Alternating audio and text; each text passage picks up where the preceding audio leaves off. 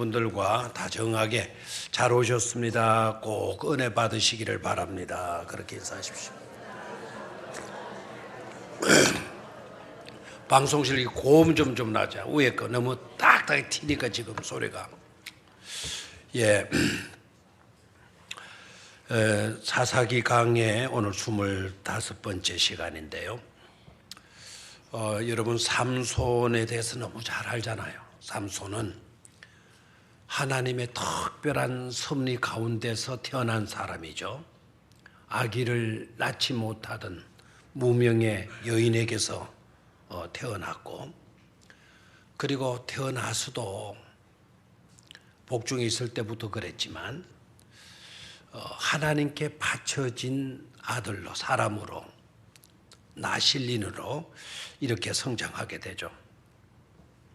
그만큼 그에게는 하나님의 뜻하신 바를 이루어 드려야 할 그와 같은 책임도 있고 의무도 있고 사명도 그에게 주어지고 있었던 것입니다.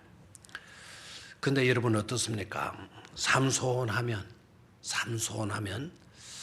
어떤 느낌이 드는지 모르겠어요. 삼손하면 어떤 그 감정이 일어나는지 모르겠어요.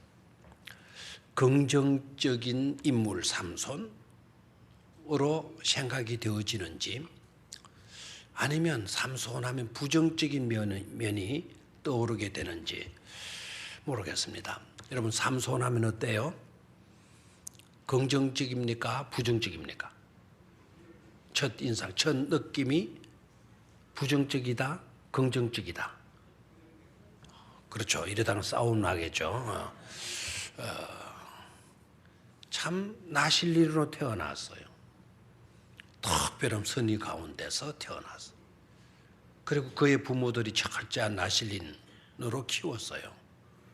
그렇다면 결과는 긍정이어야 돼요. 하나님의 계획, 하나님의 뜻하심, 하나님의 섭리 가운데 나기도 전부터 예정된 인물로, 사사 가운데는 그런 사람이 없거든요. 유일하게 삼손밖에 없는데, 그렇다면 대답은 긍정적이어야 되지 않습니까? 그런데 안타깝게도 오늘 본문 말씀인 14장, 사사기 14장에 들어와서 보게 되면 전혀 긍정적인 모습이 아니고 있다라는 거예요. 안타깝게도.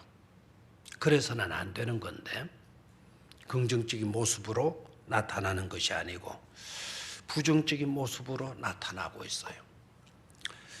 하나님을 존경하고 하나님께 존귀와 영광을 올려드리는 삼손의 모습은 보이지를 않고 오히려 하나님을 무시해요. 그리고 하나님을 무시하는데 부모들 무시 안 하겠어요? 하나님을 무시하는 사람이라고 한다면 그건 누구도 다 무시하게 되는, 부모라고 해서 존경하고 그렇지를 않습니다. 하나님을 무시하는 자이다 보니까 부모도 무시하는 그만한 자로 나타나고 있어요. 아까도 말씀을 드렸지만은 삼손은 하나님의 은혜가 아니었다면 이 땅에 존재할 수 있는 사람, 존재할 수 없는 사람, 존재할 수 없는 사람. 그러나 자기가 존재하고 있다라는 것은 전적으로 하나님의 뭐였습니까? 은혜였다는 말씀이에요. 그러니까 절대로 하나님에게서는 벗어나서는 안 되는 거예요. 그 은혜를 망각하는 그런 삶을 살아서는 안 되는데도 불구하고 오늘 본문을 조금 이따 이제 한 절씩 들여다보겠지만 하나님을 무시하는 삶을 살고 있어요. 또한 삼손은요, 부모에게서, 좋은 부모에게서 태어났다 싶어요. 좋은 부모가 어떤 부모냐의 기준에 따라서 대답이 다를 수가 있겠죠. 좋은 부모의 기준에 따라서. 삼손의 부모는요, 크게 배운 것이 없는 부모였어요.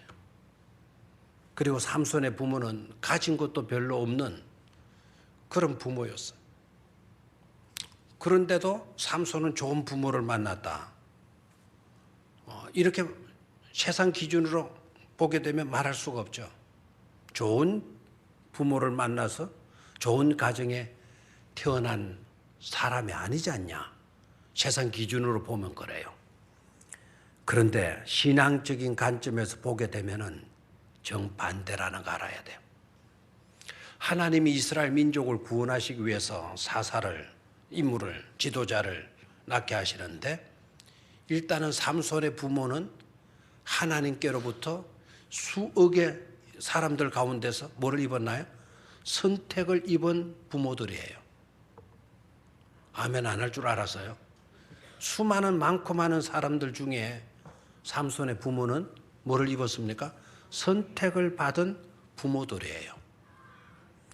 가진 것 없다 하더라도, 배운 것 부족하다 하더라도, 못 배웠다 하더라도 하나님께로부터 선택을 받은 부모였다라는 것. 그리고 철저하게 나실인의 규례를 지키면서 삼손을 믿음으로 키웠다라는 거예요. 삭도를 금하라. 머리 깎지 않았어요. 포도주 먹이지 않았어요. 부모들도 포도주 안 먹었어요. 나실린 그 삼손을 허락받고 난 뒤부터 포도주를 안 마셨다라는 것은 우리로 말하면 음료수를 안 먹었다는 거나 다름이 없어요. 하나님께서 그 마신 그 포도주를 그들도 먹지를 않았단 말입니다. 철저하게 믿음으로 키운 그런 부모예요. 그렇다면 세상적으로는 좀 모자라고 부족하고 형편없다 할지라도 신앙적으로 보게 되면 훌륭한 부모예요.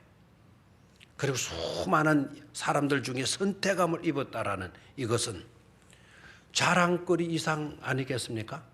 우리 부모님은 선택받은 부모님이야. 하나님께로부터 선택받은 부모님들이야. 얼마든지 그런 생각을 가지고 존경해야 되고 그리고 고마워해야 되고 높일 수 있어야 되는데 그런데 어떻습니까? 아까도 말씀을 드렸지만은 안타깝게도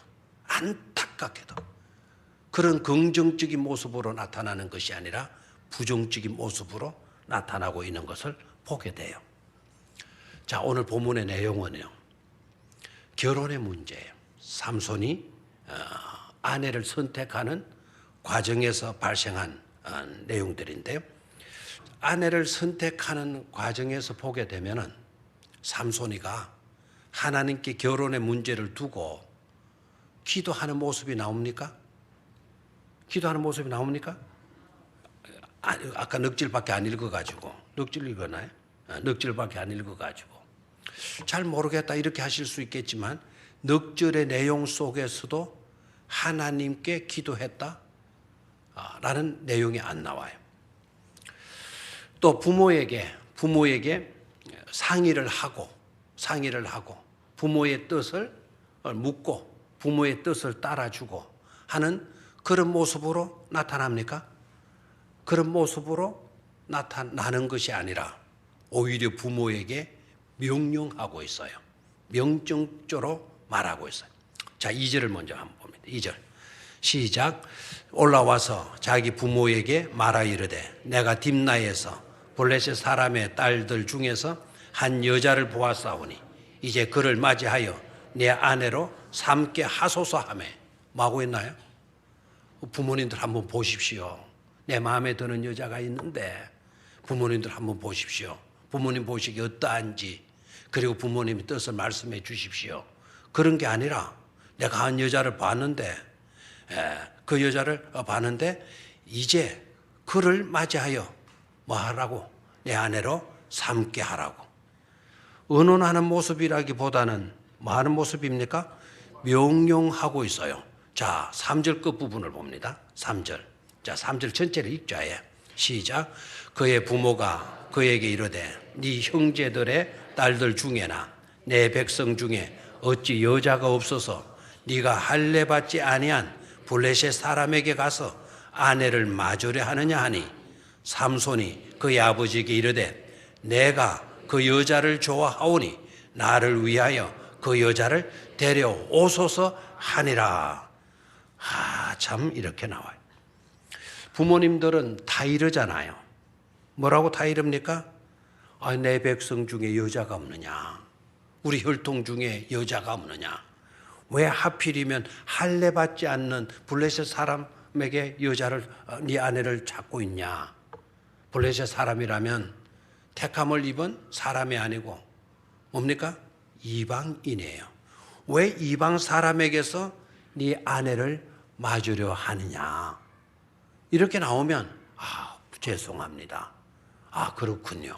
이방 여자하고는 결혼하면 안 되는 걸 제가 깜빡했군요. 부모님 뜻을 따르겠습니다. 지금이라도 새로 찾도록 해보겠습니다. 이렇게 나와야 되는데 부모의 다 이름도 들은 채 만취하 해버리고 뭐라고 이야기합니까? 삼손이 그의 아버지에게 이르되 내가 그 여자를 뭐하오니? 좋아하오니? 내가 그 여자를 좋아하오니 나를 위하여 그 여자를 뭐 해달라? 데려오소서. 이게 뭡니까? 명령이에요. 삼손의 반응을 봐요. 무슨 말씀이냐? 부모님이 그렇게 말해. 무슨 말씀이냐? 내가 좋아하는데 왜 그러느냐? 내가 좋아하는데 왜? 내가 좋아하는데. 내 눈에 드는데 왜? 내가 살 거지 부모님하고 살 거냐? 나와 살 여잔데 내 마음에 들면 됐지 왜? 이렇게 나오는 거예요. 그렇죠? 뭘 할 수가 있죠? 부모의 의견 참작합니까? 하나님에게 물었습니까? 하나님께 기도하지도 않고 부모의 뜻을 받아들이지도 않고 오로지 자기 주장해요. 내가 좋은데 왜? 내가 좋으면 됐지 왜? 무슨 말씀을 그렇게 하시느냐? 무슨 말씀을 그렇게 하시느냐? 아버지하고 어머니하고 살 것 아니지 않냐? 누구하고 살 건데? 누구하고 살 건데? 대답을 안 해요? 누구하고 살 건데? 나와 살 건데. 나하고 살 건데. 삼손이가 지금 이렇게 나오고 있어요. 실 룩스 구툼이에요. 그녀는 나에게 있어서 좋게 보이는 여자다라는 거예요. 이것이 지난주에 강의, 사사기 강의 말씀을 드릴 때 심각한 문제다 그랬어요. 그 시대에 시대적인 특징이 어떠했느냐. 자기 소견에 오를 대로 사는 시대였다는 거예요.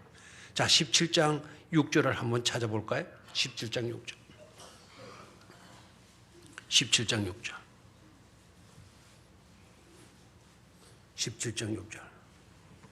찾았습니까? 예, 시작.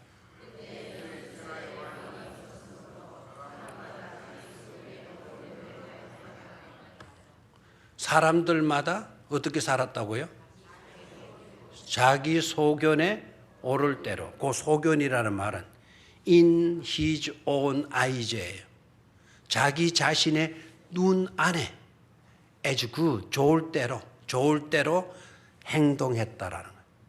좋을 대로. 자기 눈에 좋을 대로. 하나님 보시기에 좋을 때가 아니고 뭐라고요? 자기 눈에 좋을 대로 살았다라는 거예요. 그 시대가. 자, 사사기의 결론 성경 구절.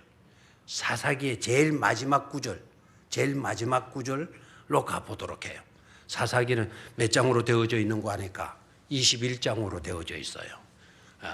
21장 사사기 제일 마지막 장 마지막 절을 한번 보도록 해요. 마지막 장 마지막 절 25절이죠. 됐습니까?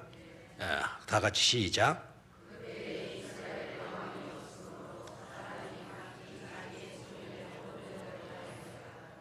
자기 소견에 옳은 대로 행하였더라. 하나님 없어요. 부모 없습니다. 선배 없습니다. 자기 좋을 대로 살아가는 시대. 그 시대가 삼손이 살고 있었던 시대였다라는 거예요. 삼손의 모습에서 하나님을 존중하는 모습, 하나님을 높이는 모습, 하나님을 두려워하는 모습 전혀 나오지 않아요. 하나님의 율법, 하나님의 말씀을 지키고 준수하고자 하는 그와 같은 모습도 전혀 보이지를 않아요. 자기를 키워준 부모, 그 부모에 대한 존경심 하나도 없어요. 오히려 부모를 경멸하고 있어요. 무시하고 있어요. 오로지 자기가 좋으면 뭐든지 하겠다라는 거예요. 자기가 좋으면 뭐든지 해도 된다라고 철저하게 그런 철학을 갖고 있었던 사람이었어요. 하나님도 안중에 없고 부모도 안중에 없어요. 선배도 안중에 없고 오로지 자기밖에. 자기 육적인 본능적인 욕구에만 사로잡혀 있었던 것이 삼손의 삶이었어요. 나라고 하는 장벽, 자기라고 하는 장벽, 이것을 뛰어넘고 하나님의 뜻을 추구하는 그런 고상한 비전이 있어야 되는데 삼손에게서는 그런 비전이 전혀 보이지를 않아요. 자기 이기심을 뛰어넘지 못하고 있습니다. 자기라고 하는 장벽을 무너뜨리지 못하고 있는 거예요. 오로지 그 장벽 안에 갇혀가지고 내가 좋으면 됐지, 나 좋을 대로 살면 됐지, 뭘 다른 걸 생각하느냐, 나 좋으면 된 것 아니냐 라고 하는 철저한 이기주의, 자기 본위주의적인 삶을 살고 있었던 자가 바로 삼손이에요. 이게 하나님이 주신 삼손이에요. 그리고 나실린으로 자란 성장한 삼손의 모습이고 있다는 거죠. 내가 그 여자를 좋아하오니 나를 위하여 그 여자를 데려오소서 하니라. 내가 그 여자를 좋아하오니 나를 위해 그 여자를 데려오소서. 자기밖에 없어. 자, 그런데 문제는요, 삼손만, 오늘 성경에 나타나는 삼손만 그러냐 이거예요. 삼손의 모습만 그러냐 이거예요. 오늘 믿음으로 살고 있다라고 하는 우리들의 모습은 어떠하냐? 신앙생활을 하고 있는 우리들의 모습은 어떠하냐? 삼손과 다르고 있느냐?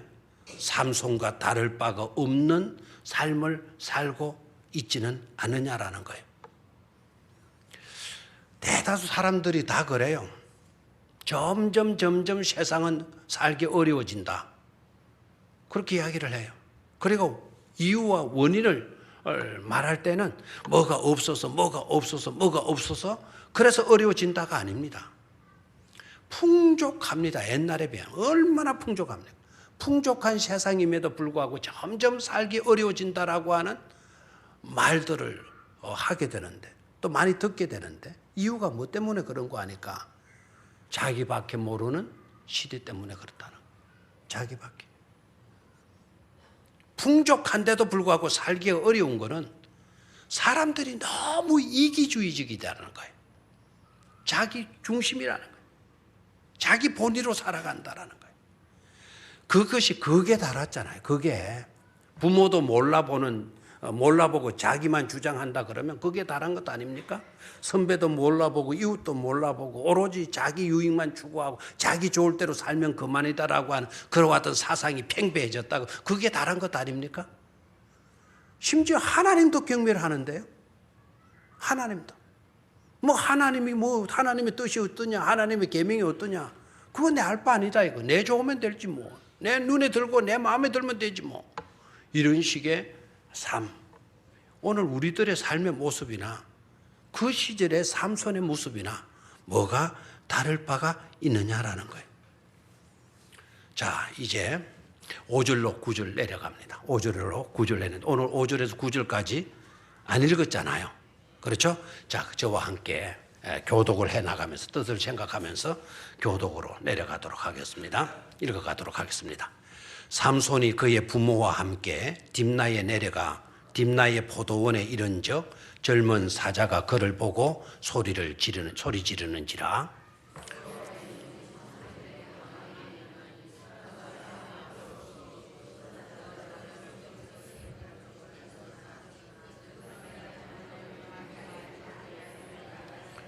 자, 좀 더 정성스럽게 큰 소리 좀 읽으시면 좋겠어요.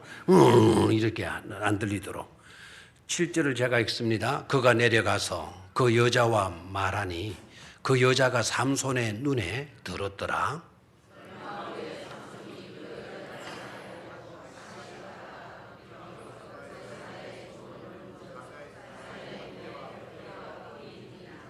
손으로 그 꿀을 떠서 걸어가며 먹고 그의 부모에게 이르러 그들에게 그것을 들여서 먹게 하였으나 그 꿀을 사자의 몸에서 떠왔다고는 알리지 아니하였더라.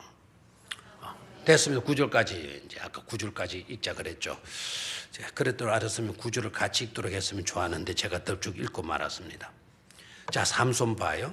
자기 눈에 좋은 대로 딥나 여인과 결혼하고자 했어요.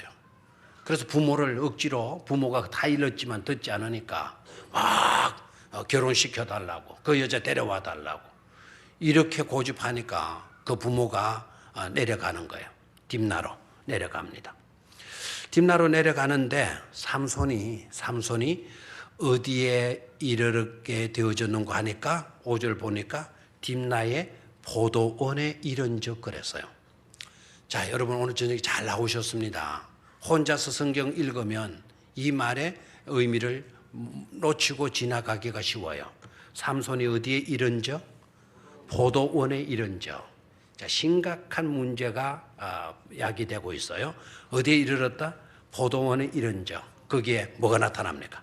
젊은 사자가 오르릉 그러는 누구를 보고? 삼손을 보고 어르는 겁니다. 그리는 겁니다. 그때 6절을 보니까 여호와의 영이 누구에게 강하게 임했다. 삼손에게 강하게 임하니 그가 손에 아무것도 없이 그 사자를 염소 새끼 찢는 것 같이 뭐했다? 찢었다. 자, 뭐를 때려잡은 거예요? 사자를 때려잡은 겁니다. 뭐에 임해가지고? 성령에 임해가지고. 나중에 요 구절도 설명을 잘 들으셔야 합니다. 성령이 임함으로 사자를 때려잡았다. 자, 성령이 임해가지고 사자 때려잡는 그 일을 성령님께서 그런 시시끌끌한 그런 일들을 위해서 성령이 감동된 건가? 라는 문제도 제기될 수가 있어요. 아무튼 염소 새끼 잡듯이 사자를 뭐 해버렸다? 찢어버렸다. 잡아버렸다는 거예요.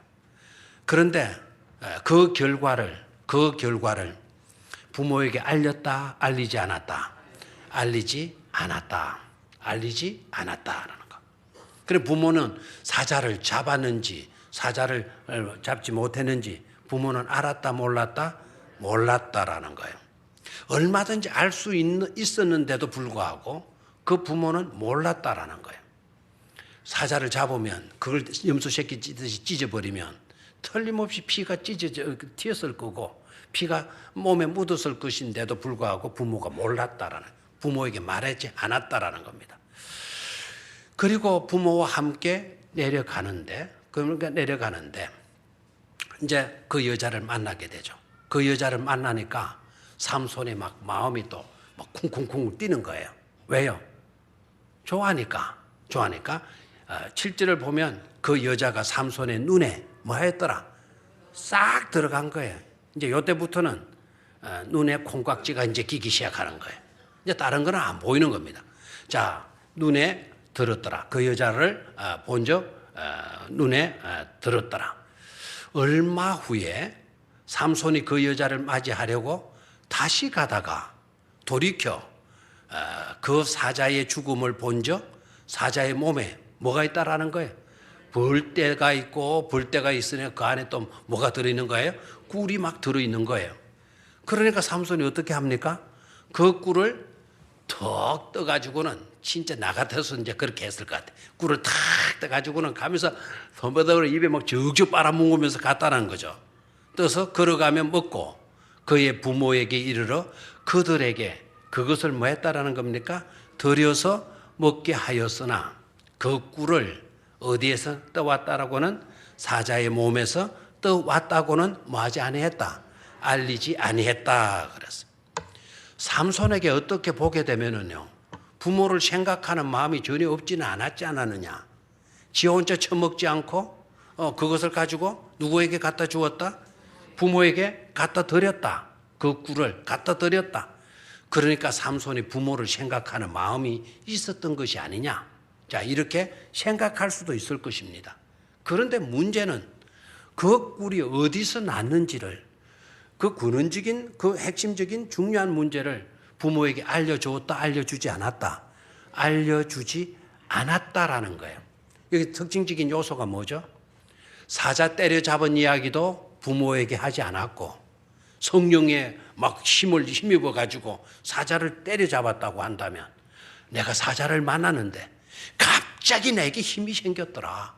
생겨서 사자를 막 그냥 염소 새끼 잡듯이 내가 잡아버렸더라. 막 이렇게 말을 해야 되는데, 뭔가 자기 몸에서 힘이 솟구쳐 나가지고는 엄청난 사자를 때려잡았는데도 불구하고 부모에게 이야기하지 않는다.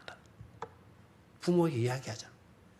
그리고 꿀을 따가지고 자기도 먹고 부모에게도 갖다 주면서도 그 꿀이 어디에서 생긴 것인지를 말하지 않았다. 철저하게 여기에서 뭘 깨달을 수가 있죠? 삼손에게서 긍정적인 요소가 아니라 부정적인 요소밖에 없어요. 부모에게도 말하지 아니하는.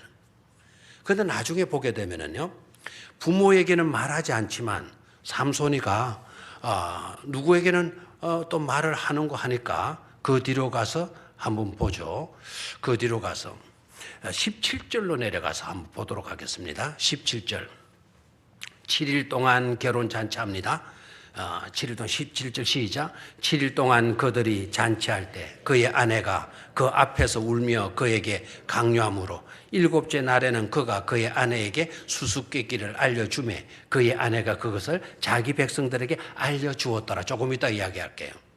이제 수수께끼 내는 거예요. 그 결혼식에 온 젊은이들에게, 블레셋 젊은이들에게 수수께끼 낸 거예요.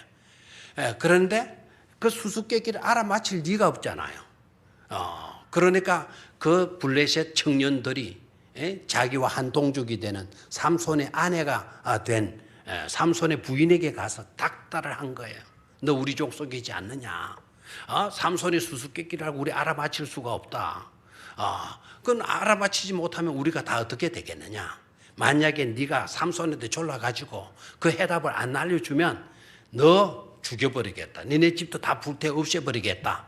이렇게 나온 거예요. 그러니까 삼손의 아내가 막 울면서 그냥 울면서 결혼이 몇 일째? 7일 마지막 날에 마지막 날 막 울면서 막 그냥 당신이 나를 무시하느냐, 왜 나한테 말해주지 않느냐, 그 수수께끼 해답이 뭐냐라고 사정을 하고 졸라대잖아요. 그랬더니 삼손이가 자기 아내에게 그 수수께끼 해답을 알려줘요, 안 알려줘요? 알려줘요. 부모에게는 알려주지 않는 인간이 누구에게는 알려줘요? 자기 아내에게는 알려주는 것을 보게 돼요. 부모를 이런 식으로 무시해도 되는 겁니까? 이런 식으로 경멸해도 되는 것입니까? 그뿐만 아니라 삼손이 나실인의 사람으로 성장했다 그랬잖아요. 삼손은 뭡니까? 나실인이잖아요. 나실인이죠? 자, 지금부터 잘 들으세요. 나실인이었다고 한다면, 부모가 나실인으로 하나님께서 키우라고 분부하신 대로 부모가 나실인으로 키워주었다면 끝까지 자기는 뭐로 살아야 돼요? 나실인으로 살아야 돼요. 자, 나실인의 첫 번째 규례가 뭐죠? 독주를 마시지 말라는 거예요. 독주는 포도주에서 나와요. 그럼 포도주에서 나오는 독한 술을 네가 마지 말아라, 먹지 말아라. 그런데 왜 삼손이가 부모 모시고 자기 마누라 될 여자를 만나러 가는데 왜 부모 놔두고 자기는 포도밭으로 가 있나요? 왜 포도밭에 가 있겠어요? 포도주 생각이 난 거예요. 포도 따먹으러 포도밭에 간 거예요. 두 번째. 삼손이가 그 사자를 때려잡았잖아요. 그렇죠? 때려잡고 다시 이제 그 여자 만나러 가는 중에 무슨 윙윙윙윙 하는 소리가 들린단 말이에요. 똥파리 소리일 수도 있고, 파리떼 소리일 수도 있고, 이 벌떼 소리일 수도 있고, 소리 나는 대로 가보니까 자기가 때려잡은 뭐가 있는 겁니까? 사자가 있는데, 우리나라 같으면 사자가 몇 일 있으면 썩었고 이래야 될 건데, 그 나라는 건조한 땅이고 더운 땅이다 보니까 막 썩고 그러지 않고 바로 석고가 되는 거예요. 석고가 돼가지고 있는데 거기에 처음에 물기가 있고 뭐 사자에게서 물기가 있고 해놓으니까 벌떼들이 거기에 몰려들어가지고 거기에다 꿀을 저장을 했단 말이에요. 근데 보십시오. 그 사자에게, 죽은 사자에게 가서 뭐 했다 그럽니까? 꿀을 따서 자기가 먹었다 그랬잖아요. 나실린의 규례 두 번째, 시체를 가까이 하면 됩니까? 안 됩니까? 죽은 것을 가까이 하면 됩니까? 안 됩니까? 안 되는 거예요. 죽은 시체를 가까이 하고 있어요. 뿐만 아니라 죽은 시체에서 나온 그 꿀을 따서 뭐까지 했습니까? 먹기까지 하고 있는 것을 보게 됩니다. 철저하게 삼손은요, 나실린 규례로 사는 것이 아니라 나실린의 규례를 어기고 있는 거예요. 철저하게 어기고 있는 것입니다. 삼손의 모습에서 긍정적인 모습이 보이느냐? 아니죠. 부정적인 요소로만 드러나고 있는 것을 보게 돼요. 입맛에 끌리는 거예요. 하나님이 금하셨다면, 하나님 먹지 말라고 하셨다면, 아무리 입맛이 끌리더라도, 막 군침이 돌더라 하더라도, 그 꿀송이 달콤하게 느껴지고 저 꿀송이를 내 혀끝에라도 한번 찍어서라도 바르고 싶은 욕구가 생기더라도 어떻게 해야 돼요? 그것을 극복할 수 있었어야 돼요.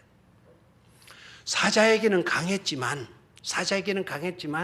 자기 욕심의 식욕에는 삼손이가 약하고 있는 것을 보게 돼요.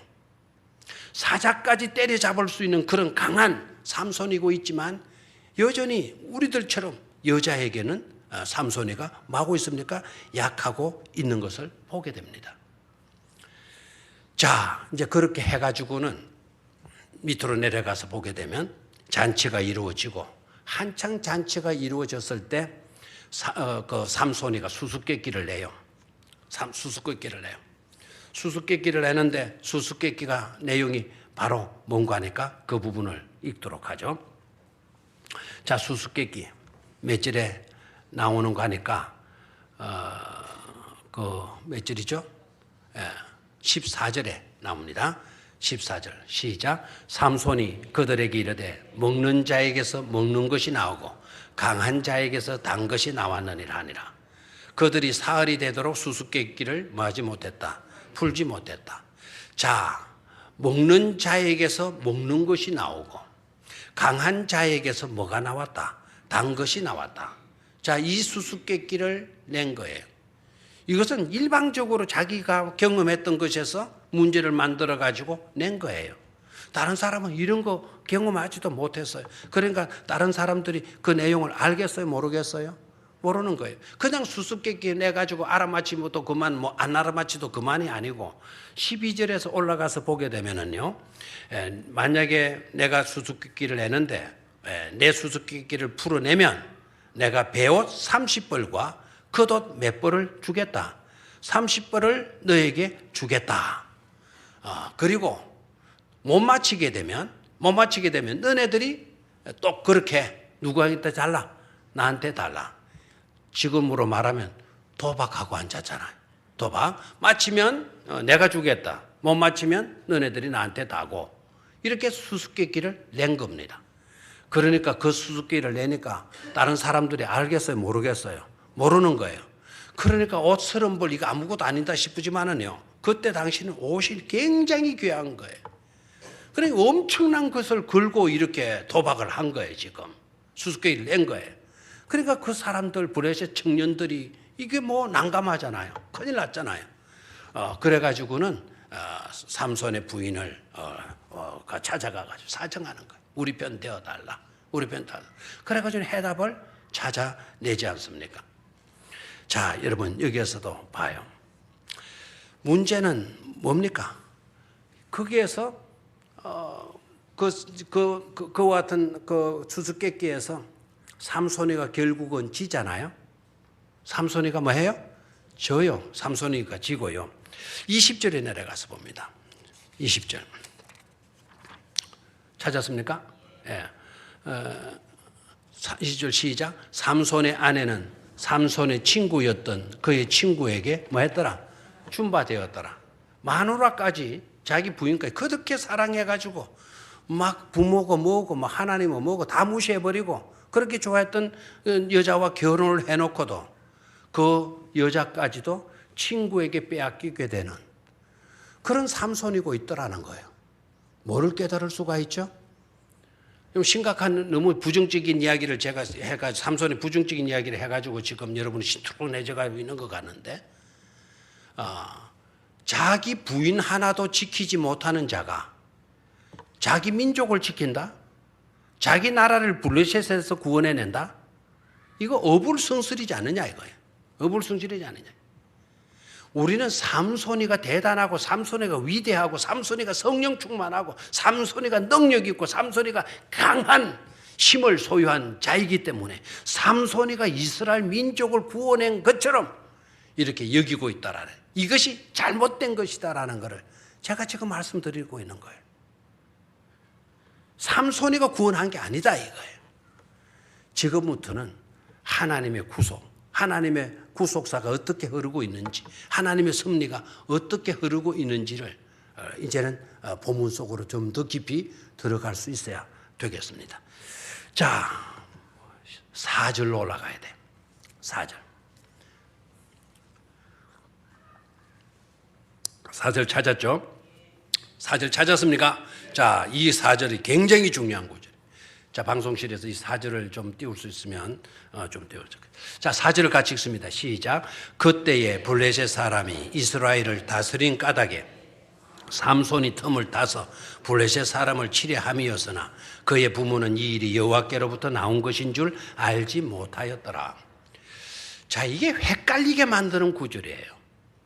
그때에 블레셋 사람이 이스라엘을 다스린 까닭에 삼손이 틈을 타서 블레셋 사람을 치려 함이었더라. 틈을 타가지고 그 틈을 탄 것이 바로 뭐냐 하면 이방 여자와 결혼을 해가지고 자기 민족을 뭐 하려고 함이었더라.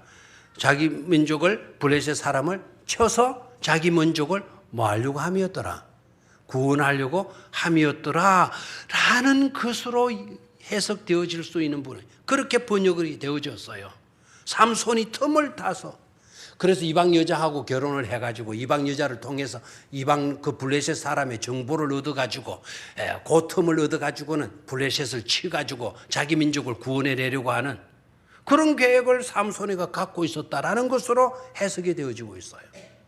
삼손의 모습은 다 부정적인 모습인데 다 지금 이 구절이 우리를 굉장히 헷갈리게 만들고 있다라는 거예요. 여러분, 삼손이가 만약에 그런 그 틈을 타가지고 자기 민족을 구원하기 위해서, 블레셋을 구원하시기 위해서 그런 계획을 잡고 그런 작전을 세우고 그와 같은 꾀를 부렸다고 한다면 여러분 어떻게 되는 겁니까? 목적이 선하다고 해서 그 수단은 생각 안 해도 되는 건 가정은 무시해도 되는 것입니까? 자기 민족 구원하기 위해서는 하나님의 율법도 다 무시해버려도 되는 것입니까? 여러분, 이방 여자와 결혼하지 말라라고 하는 것은 하나님의 율법 가운데 들어있어요. 하나님의 계명 가운데, 규례 가운데 들어있어요. 그러면은 자기 민족을 구원하기 위해서는 그 계명인, 그 계명대로, 그 율례대로 이방 여자하고 결혼해도 된다? 자기 민족을 구원하는 일이라면? 그 계명을 만드신 하나님이 자기가 그 계명을 어겨가면서까지 이스라엘 민족을 구원해내려고 블레셋을 치고 구원해내려고 굳이 그렇게 하실 하나님이 계셨겠어요? 다른 방법은 없었겠어요? 이게 바로 문제인 거예요. 그래서 거기에 4절에서 삼손이 틈을 타서라고 하는 그 부분에다가 또 옹골레미를 다 쳐놔요. 삼손이 틈을 타서 그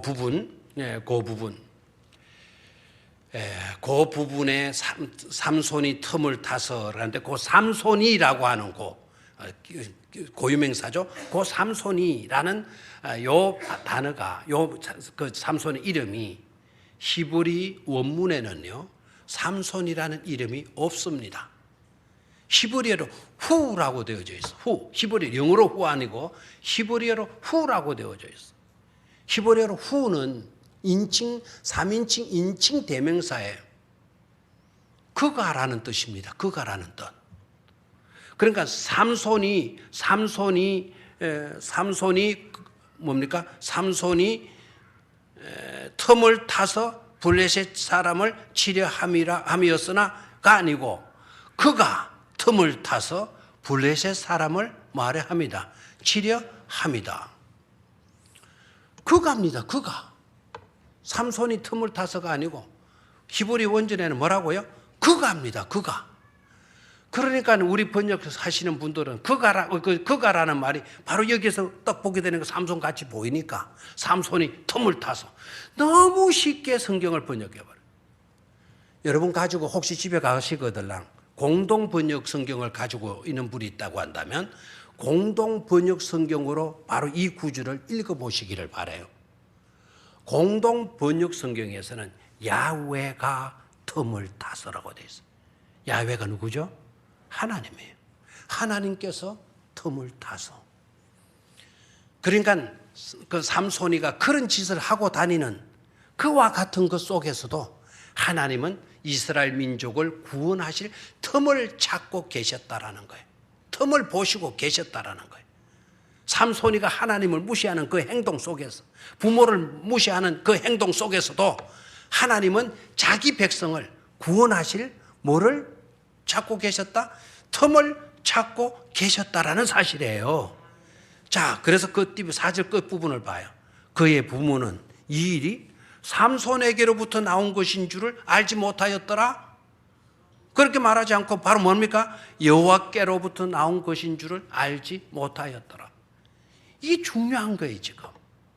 그래서 번역 자체가 삼손이가 그런 행동들을 하고 다님에도 불구하고 하나님은 삼손의 그와 같은 삶 속에서도, 잘못된 삶 속에서도 자기 백성들을, 이스라엘 백성들을 사랑하시는 마음, 변함없고 변치 않으시고 그런 과정 속에서도 자기 백성들을 뭘 계획을 가지고 계셨더라?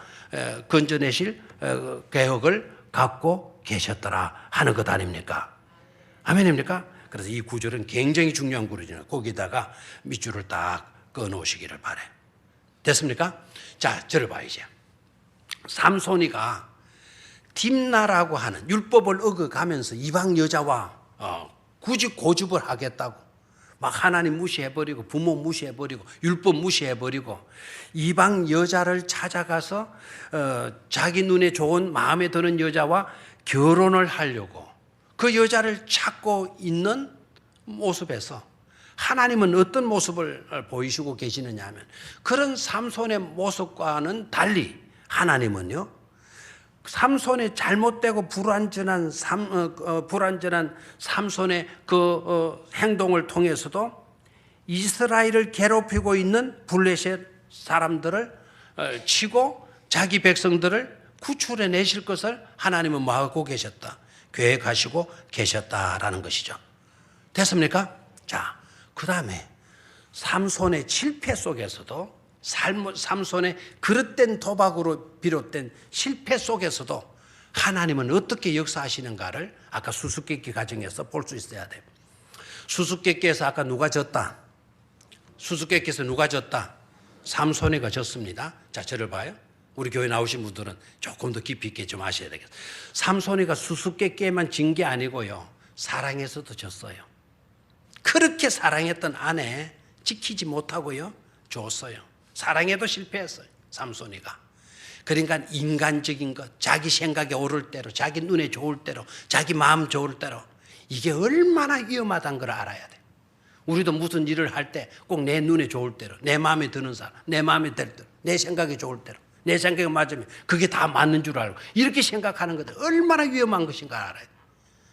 왜 우리가 성경을 읽어야 되느냐? 왜 자꾸 성경을 읽으라고, 하나님의 말씀을 묵상하라고 왜 이렇게 강조합니까? 하나님의 말씀을 모르니까 자꾸만 내 좋을 대로, 내 눈에 좋을 대로, 내 생각에 좋을 대로, 내 마음에 맞는 대로 그렇게 행동하기가 쉽다 이거예요. 하나님의 말씀을 읽고 하나님의 말씀에 서야 하나님의 말씀에 입각해서 행동하고 해석하고 판단하고 결단할 수 있는 것 아닙니까? 아멘입니까? 그래서 하나님의 말씀을 우리는 간절히 사모하면서 읽고 듣고 묵상하고 하는 일들을 잘 감당해야 될 줄로 믿습니다. 자, 수수께끼 이야기만 하고 다음 시간에 이어서 말씀을 나눌게요. 수수께끼에서 누가 졌다? 수수께끼에서 누가 졌다? 분명히 삼손이가 졌어요. 수수께끼도 졌고요. 자기 아내도 지키지 못했고요. 삼손은 그런 사람이에요. 그렇다고 해서 하나님의 계획이 실패로 돌아가느냐? 하나님의 뜻이 수포로 돌아가느냐? 하나님은 삼손에게 기대를 걸었다가 삼손이 그렇게 나오는 통에 하나님은 계획은 그냥 무마되고 없는 것이 되어져 버리느냐? 그게 아니다라는 거예요. 수수께끼 사건에서 잘 봅니다. 누가 졌다고요? 삼손이 졌어요. 그럼 삼손이가 뭘 내놔야 돼요? 옷 30벌, 겉옷 30벌, 뭐 해야 돼요? 내놔야 되잖아요.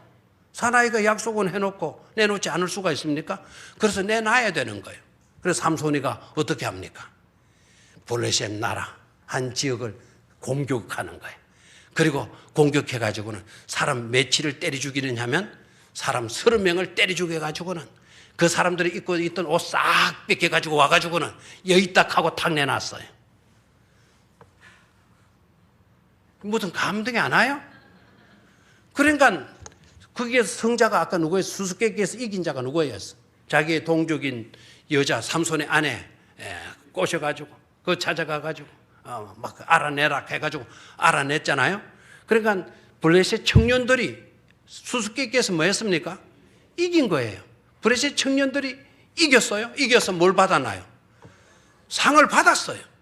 거기에 대한 상을 받았어요. 받고 보니까 그 상이 어디서 나온 거더라? 자기 동족에서 나온 거더라 이거예요. 무슨 말인지 아시겠죠?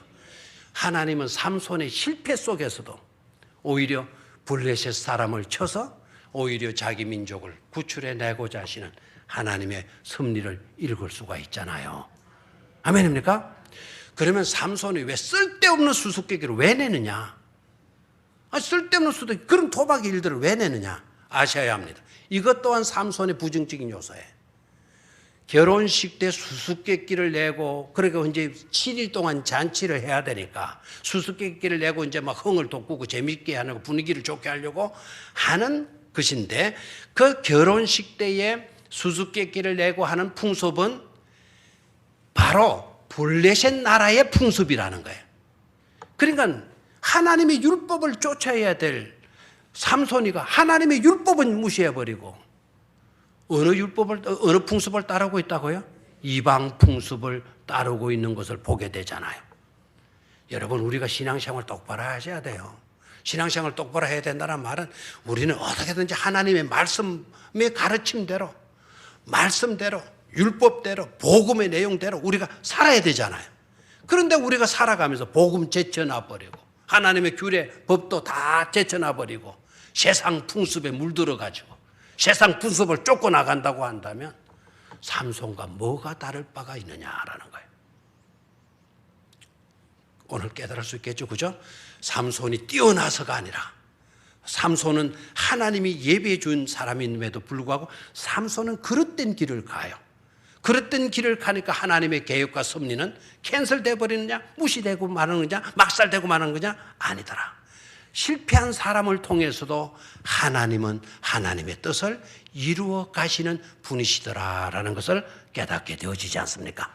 아멘입니까? 그런 분이 누구의 하나님이시다? 우리의 하나님이시더라 이거예요. 그래서 이런 역사관으로, 성경적 역사관으로 오늘 이 시대, 지금 우리나라가 너무너무 복잡하고 어지럽잖아요. 이 시대도 하나님의 시각으로 볼 수 있는 우리가 되어야 될 줄로 믿습니다. 아무리 이 시대가 지금 어렵고 지금 혼란스럽고 지금 앞이 어떻게 될지 망망한 가운데 있다 할지라도 하나님은 절대로, 지금까지도 수많은 어려움이 있었지만 하나님은 우리나라를 버리시지 아니했던 것처럼 이번에도 하나님은 우리나라를 버리시지 않을 줄로 믿습니다. 오히려 더 좋은 것으로 회복시켜주고 나아갈 수 있도록 해주시는 줄로 믿습니다. 다음 시간에 계속 우리 사사기 강해를 이어가도록 하겠습니다.